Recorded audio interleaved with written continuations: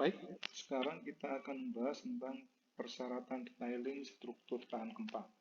Dalam hal ini, kalian bisa melihat di SNI gempa pada pasal 18. Nah, adapun untuk persyaratan-persyaratan detailing struktur tahan gempa, yang harus kalian perhatikan itu adalah pasal apa yang digunakan dalam ini pasal 18, kemudian faktor reduksinya, kemudian persyaratan detailing komponen untuk SRPMK, nah kemudian persyaratan gaya dan geometrinya, kemudian persyaratan tulangan lentur, tulangan transversal, sama tulangan geser. Ini yang akan kita bahas di bab atau pasal 18.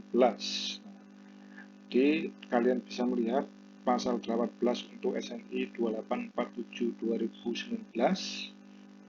Nah, dalam pasal 18 ini kan berlaku untuk desain struktur beton non prategang dan prategang pemikul gaya seismik yang dikenakan kategori desain seismik atau KDS mulai dari B hingga F, nah termasuk yang ada di dalamnya.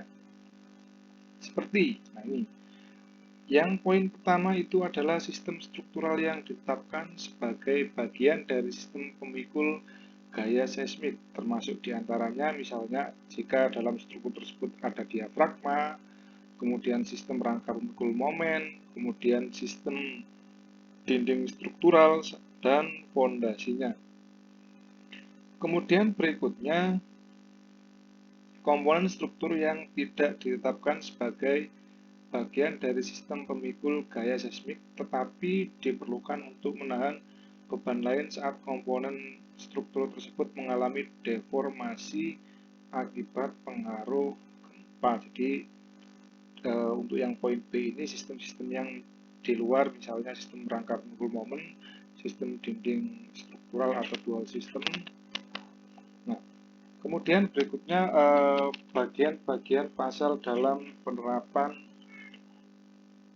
untuk detailing sistem struktur tahan gempa. Nah, ini yang pertama, kalau kalian melihat pada tabel R18.2, bagian pasal 18 yang harus dipenuhi dalam penerapan pada umumnya, yang dalam hal ini berkaitan dengan kategori desain seismik. Nah, komponen yang menahan pengaruh gempa kecuali jika dinyatakan sebaliknya. Nah, ini misalnya untuk yang kategori desain seismik A ini hampir tidak ada untuk semua sistem. Jadi kalau misalnya kita menggunakan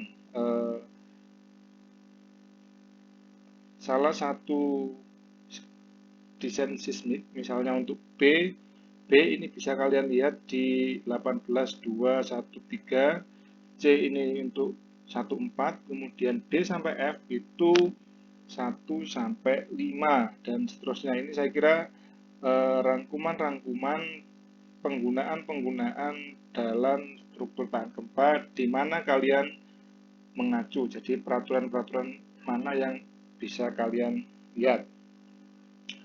Nah, berikutnya tentang analisis dan desain komponen. Nah, interaksi semua komponen, struktur dan non-struktur yang mempengaruhi respon linear dan non-linear struktur terhadap guncangan gempa harus ditinjau dalam analisis. Nah, ini berkaitan dengan apakah analisa kalian nanti menggunakan analisa linear ataupun non-linear. Kemudian berikutnya untuk komponen-komponen struktur yang berada di bawah level penjepitan lateral yang diperlukan untuk menyalurkan gaya-gaya akibat pengaruh gempa ke fondasi yang harus memenuhi persyaratan pada pasal 18 yang konsisten dalam sistem pemikul gaya seismik di atasnya. Jadi untuk yang poin kedua ini berkaitan dengan komponen-komponen struktur yang berada di level penjepitan lateral struktur. Jadi untuk yang komponen-komponen lateral ya, nah ini harus memenuhi persyaratan-persyaratan pasal 18. Nah, kemudian untuk komponen-komponen struktur kaku, nah ini kaku yang bukan merupakan bagian sistem pemikul gaya seismik diizinkan untuk digunakan asalkan pengaruh pada respon sistem pemikul gempa ditinjau dalam desain struktur. Konsekuensi kegagalan komponen-komponen struktur dan non-struktur yang bukan merupakan bagian sistem gaya seismik yang ditinjau. Nah, kemudian berikutnya berkaitan dengan faktor reduksi kekuatan. Faktor reduksi kekuatan atau P yang pertama itu untuk memperkirakan kemungkinan kekuatan penampang tidak mencukupi karena perbedaan dimensi dan kekuatan material. Jadi, kenapa sih harus ada faktor reduksi? Salah satu fungsinya ini adalah yang di poin pertama ini. Nah, jadi ada misalnya kemungkinan kekuatan penampang yang tidak mencukupi, nah, baik itu perbedaan dimensi dan mutu dari bahan atau materialnya. Poin yang kedua ini berkaitan dengan memperkirakan tidak tepatan pada tahap perancangan. Nah, ini dalam tahap perencanaan barangkali ada yang nggak pas atau salah hitung dan seterusnya. Kalau nggak sampai salah hitung sih, misalnya ada material yang nggak pas misalnya. Nah, inilah fungsinya dari faktor reduksi. Kemudian untuk merefleksikan ketersediaan ductilitas dan tingkat keandalan yang diperlukan komponen struktur yang relatif terhadap beban. Nah, jadi dengan adanya faktor reduksi harapannya itu adalah strukturnya itu tetap ductile dan keandalan strukturnya ini masih mampu menahan beban yang ada. Makanya untuk faktor reduksi itu selalu satu. Nah, kemudian untuk yang poin yang keempat, untuk menyatakan seberapa penting komponen struktur terhadap keseluruhan struktur ini, bisa atau kita kutip dari McGregor tahun 76 sama Winter tahun 79. Faktor-faktor reduksi itu bisa kalian lihat di tabel 21.2.1 ya. Nah, ini misalnya kalau geser berapa, torsi berapa, kemudian misalnya beton polos biasa dan seterusnya. Ini bisa kalian lihat di tabel 21.2.1 di SMI beton ya. Nah, kemudian berikutnya berkaitan dengan syarat-syarat pendetailan pada sistem rangka pemikul momen khusus pada komponen struktur lentur, atau dalam SNI kalian bisa membuka SNI 2847 pada pasal 18.6. Nah, untuk persyaratan gaya dan geometrinya pada pasal 1861 itu berkaitan dengan gaya terfaktor. Nah, kalau misalnya saya kutip SNI-nya pada pasal 18.6.1.1 ini, pasal ini berlaku untuk balok-balok sistem rangkal pemikul momen khusus atau SRPMK yang merupakan bagian sistem pemikul gaya seismik dan utamanya didesain untuk menahan lentur dan geser. Jadi pada poin yang pertama ini, untuk balok-balok pada SRPMK digunakan untuk menahan gaya lentur dan geser. Kemudian pada berikutnya untuk balok-balok sistem rangka pemikul momen khusus harus merangka ke kolom-kolom sistem rangka pemikul momen khusus sesuai pasal 18.7. Jadi kalau misalnya saya gambarkan secara sederhana, nah ini ada kolom, ini ada kolom, kemudian balok-balok. Nah, ini kan yang dimaksud merangka ini kan pasti ada pendetailan-pendetailan khusus yang ada di hubungan balok kolomnya. Nah, di mana untuk gaya aksial tekan terfaktor maksimum ini diambil 0,1 kalikan AG kalikan FC aksen. AG itu luas penampan, FC aksen itu adalah mutu dari beton yang digunakan. Kemudian pada pasal 1862 berkaitan dengan batasan dimensi. Nah, dimensi balok itu harus memenuhi yang pertama, bentang bersihnya harus minimal 4 kali diameter. Lebar penampangnya atau BW-nya itu harus kurang-kurang dari nilai terkecil. Nah, nilai terkecil dari 0,3H lebih besar daripada 250 mili.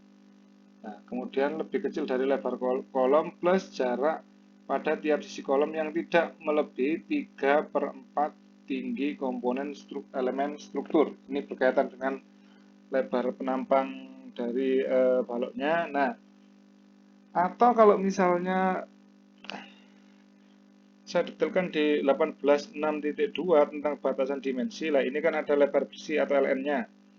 Nah, LN ini kan ada persyarat, kemudian untuk penampang baloknya ini ada H, H ini adalah tinggi bruto ya, kemudian D ini adalah tinggi efektif.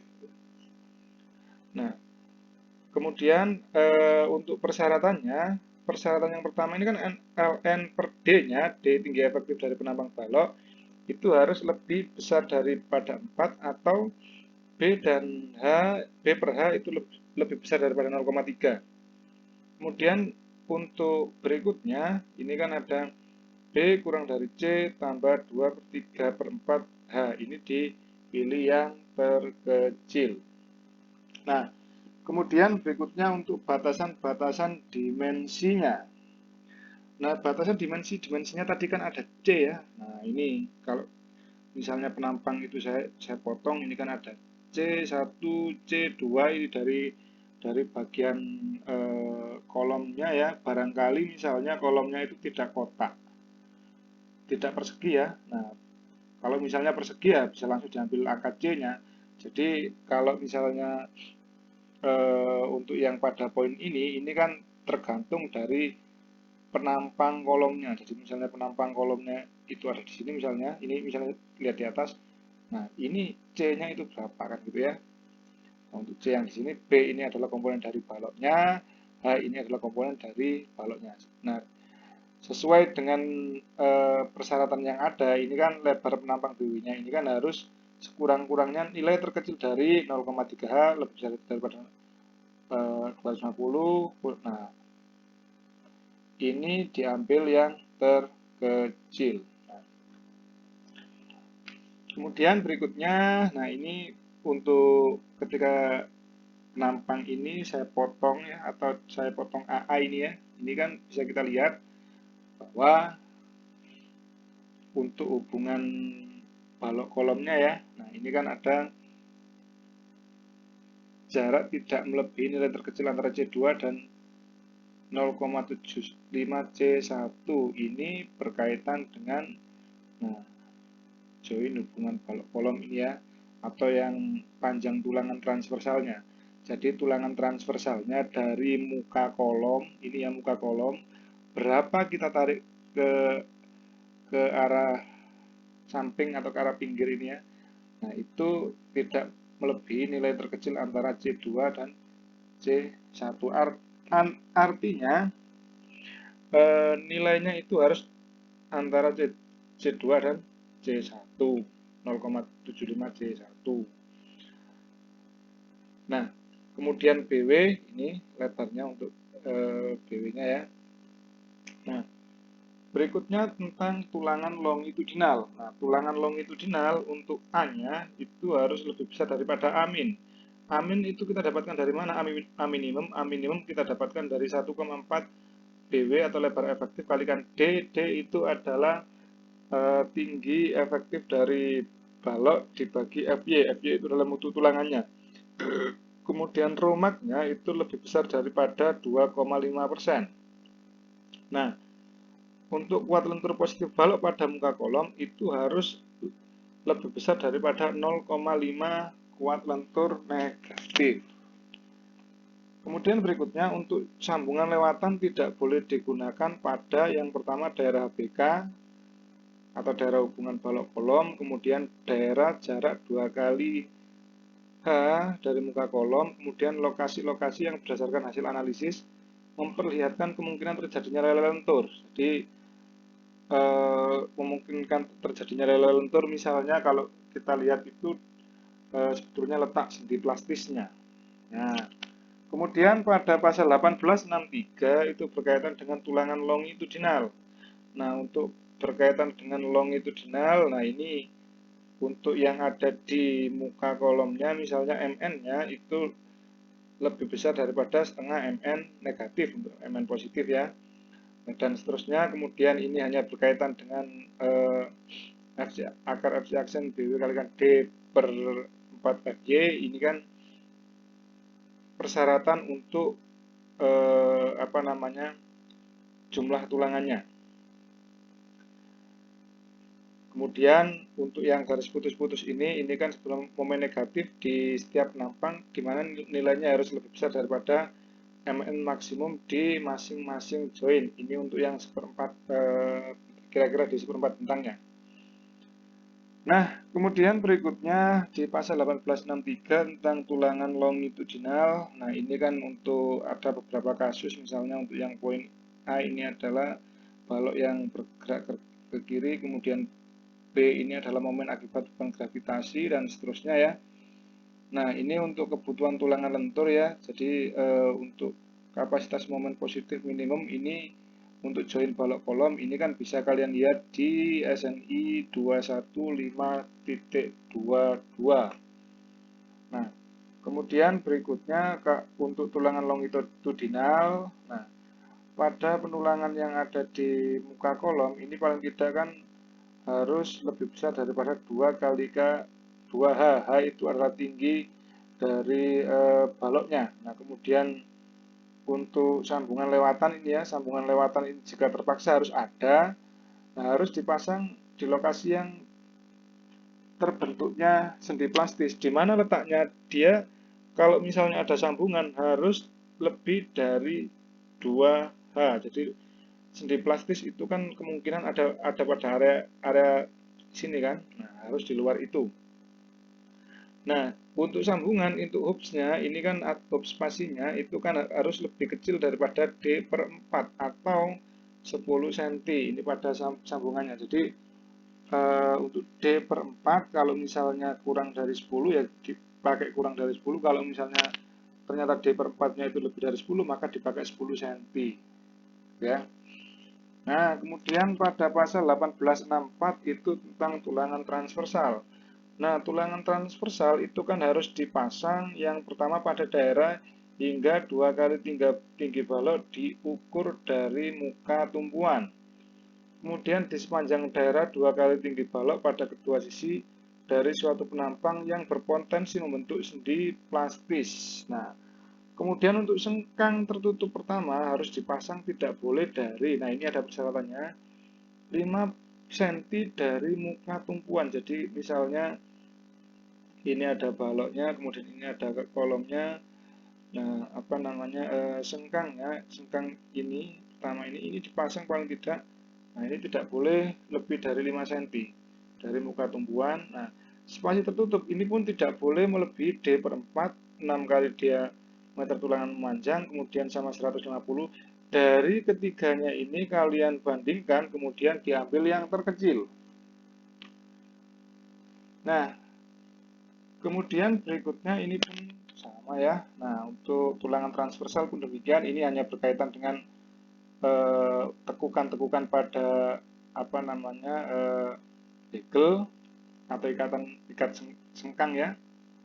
Nah, di mana untuk panjang tekukannya itu 6 kali diameter dari tulangannya. Kemudian harus lebih besar daripada 75. Kalau misalnya kurang dari 75 mili, maka dipakai 75 mili. Ini untuk pendetailan untuk tekukan-tekukan pada sengkang. Nah, kemudian kalau tulangan geser pun demikian. Jadi untuk di ujung-ujung ini misalnya untuk gaya gesernya ini bisa kalian dapatkan dari persamaan ini kan. Nah, ini persamaan ini bisa kalian lihat di pasal 1865. Ini adalah MPR 1, kemudian MPR 2 tinggal masukkan, kemudian ini ada WU-nya. WU-nya ini bisa kalian dapatkan dari kombinasi 1,2D sama 1,6L ya. Kemudian ada LN panjang efektifnya. Ini pun demikian juga untuk geser desain pada balok dan kolom pun sama.